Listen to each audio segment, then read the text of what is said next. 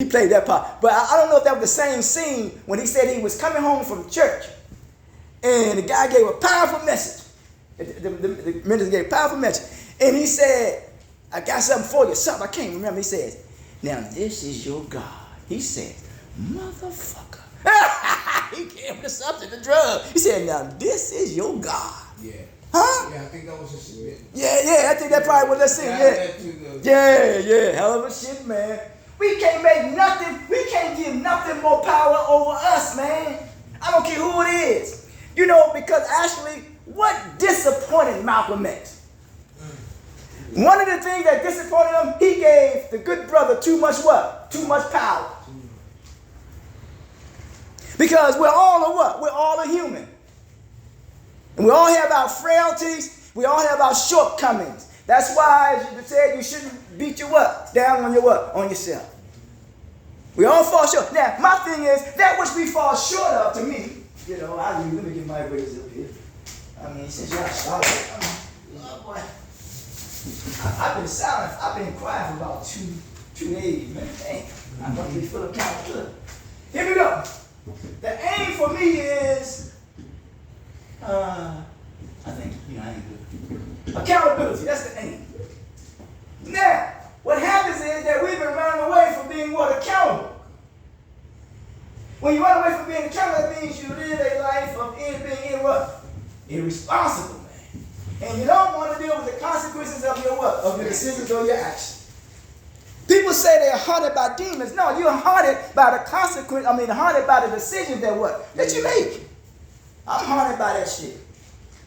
Shit. So we want to be, that's the aim, accountability. And when you fall short of that, it's called moral culture decline, and they call it in the judicial system recidivism. That means you ain't learned the lesson. Because the blessing only comes when you learn the lesson.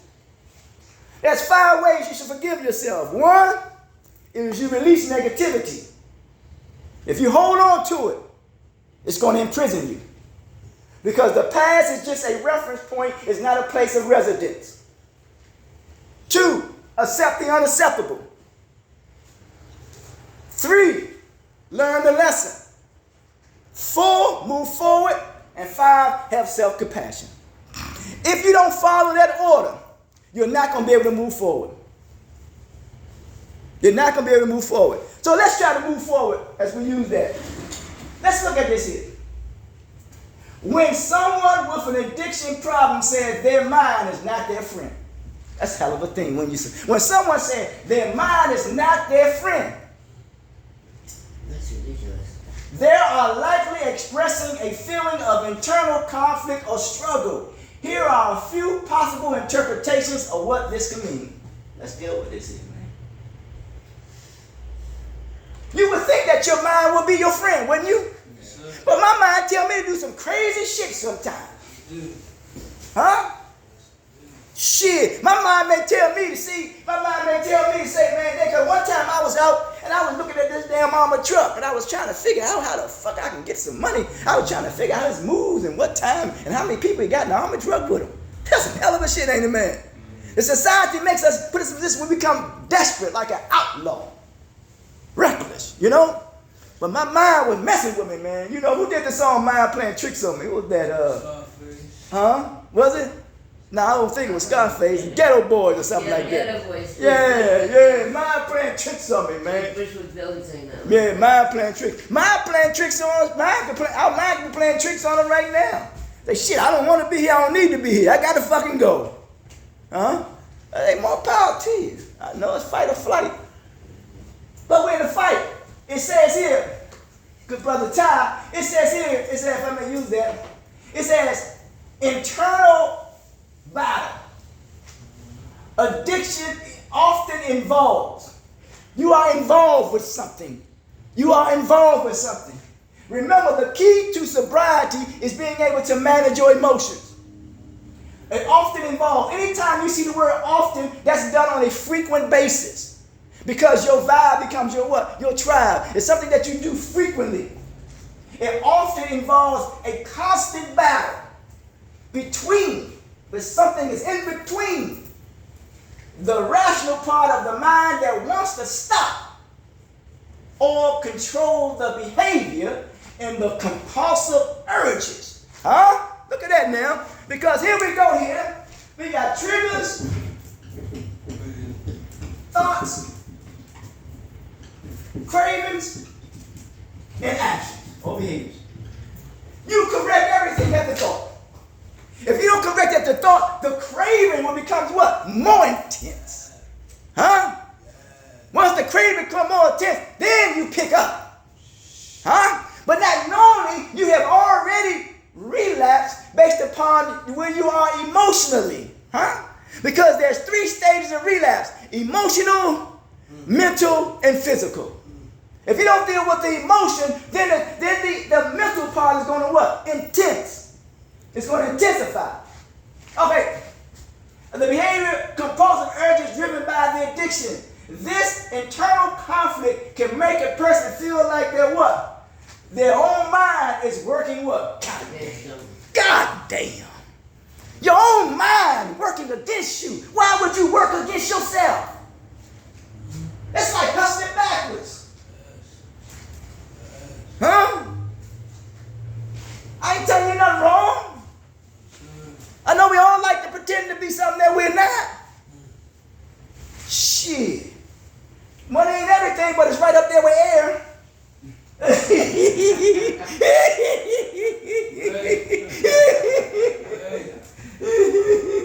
You know what I'm saying? I ain't gonna tell you nothing wrong, trust me. Here we go now. The internal conflict can make a person feel like their own mind, own, like, look, yo, that what you think you own. You don't even own it, man. That's thought manipulation, mind control. Ain't that something, man? Whew.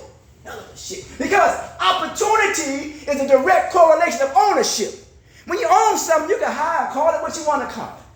You remember the movie American Gangster when he said he went to talk to the so-called guy played he had his brain, took his brain. He was playing. What was Oh yeah, Frenchman. Huh? Nicky Bond. Yeah, he played Nicky Bond. Yeah, he said, man, that's the brand name. He said, that's mine. I call it that. You know, if it's yours, you can call it what? What you want to call it. Call that bitch red. Yeah, you know.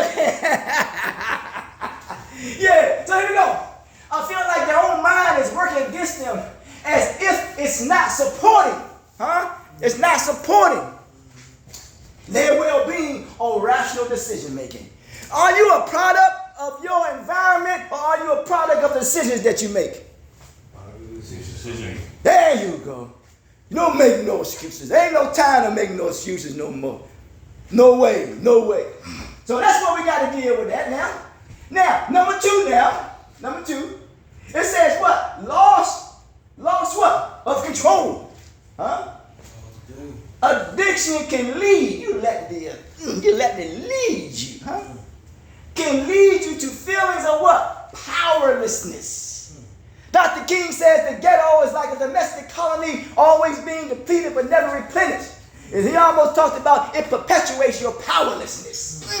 God. See that? And loss of what? Control over your what? Your thoughts.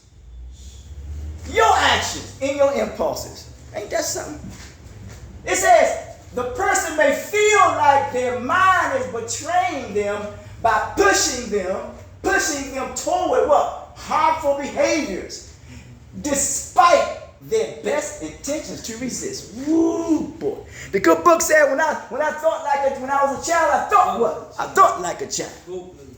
Yeah, man. Now when you become a man, you become a woman, you put away those childish things, man. We got to put away childish attitudes, childish emotions, childish impulses, childish thinking. We got to put it away. Childish thinking. We got to put it away. Bury that shit. Eulogize it. Say good riddance. Number 3, self-sabotage. Oh, man, I know we can bear witness to that, boy. Woo, man. Listen, we all got struggles. Trust me, I got struggles. Shit. Self-sabotage. Individuals struggling with addiction may engage in behaviors they what? They know are harmful in the long run, but find them unable to resist in the moment. Because they need that instant what? Gratification. That's that euphoria, huh? That's that feeling, that instant gratification.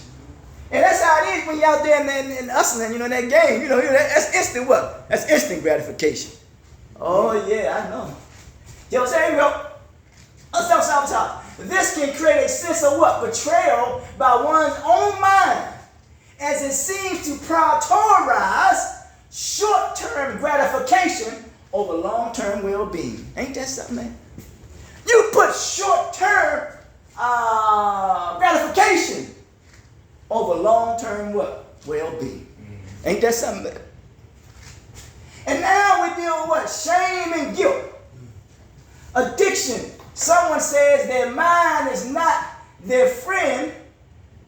Addiction is often accompanied by strong feelings of shame and guilt.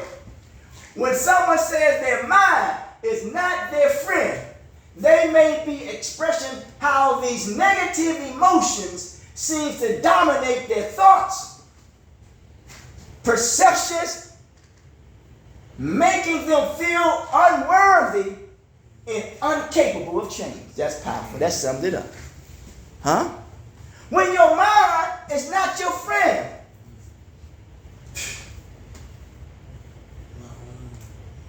I'm going to read this again. When someone with an addiction problem says their mind is not their friend, they are likely expressing the feeling of internal conflict or struggle. Here are a few possible interpretations, and I'm going to go directly to the last one.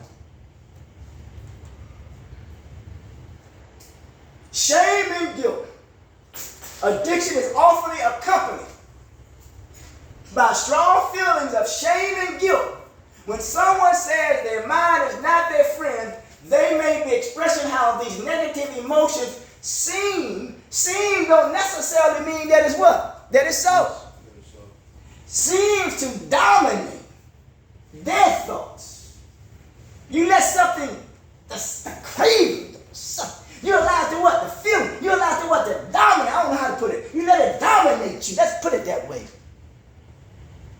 That means you have no discipline. You have no control. Your thoughts are very loose. I remember I thought I had all this information and knowledge that I had. But man, that shit was dominating me until I short-circuited. I overload. Because I wasn't able to organize my what? My thoughts, man. They were what? My thoughts were everywhere, man. I knew because I woke up. I realized what was told to me was what? Was wrong. And I woke up. And that shit got the best of me, man. These negative emotions, because we have to learn how to process our what? Our negative emotions. They seem to dominate their thought perceptions, making them feel unworthy or incapable of change. You are incapable of change, and you are worthy of it, and you deserve it. That's why you're here. You know you deserve the what? The B-E-S-T. You deserve the best. Let me tell you something why you deserve it. I can prove it. I know you got to be listening to me. And don't act like you ain't listening to me. Because know why you the best? All those goddamn sperm cells and you and I made it. What the hell, y'all crazy? Are y'all crazy? You don't think that? You had to go upstream to get here. If you ain't listening to that, then you just blocking shit out. That means you really got a real disease problem. If you don't know that's truth, you really got a disease problem. Incapable of change. And how you think about it? When you go to the store, you get money back. What you want? When you pay something, what you want back? Change. I want my change back. It's right now face. Goddamn seasons change. You got spring, summer, winter, fall. Your body changes. Everything changes. And you don't want to change. Man, that don't even make sense. That creates a disease. You are doing something that's supposed to be natural, and you are doing something unnatural. Overhaul. Like we need an overhaul. You gonna say overhaul, but I said overhaul. Saying my mind is not my friend reflects a profound psychological and emotional what? Challenges. That's what we're dealing with. Challenges that addiction brings. It suggests a deep-seated struggle with impulses and decision-making and self-perception that can be incredibly difficult to overcome without support, what? And treatment. Intervening effectively in someone's addiction problem involves a multifaceted approach that addresses both the underlying causes of addiction and the practical steps needed for recovery. Here are key components of an intervention plan. We'll take a break and we'll come on back.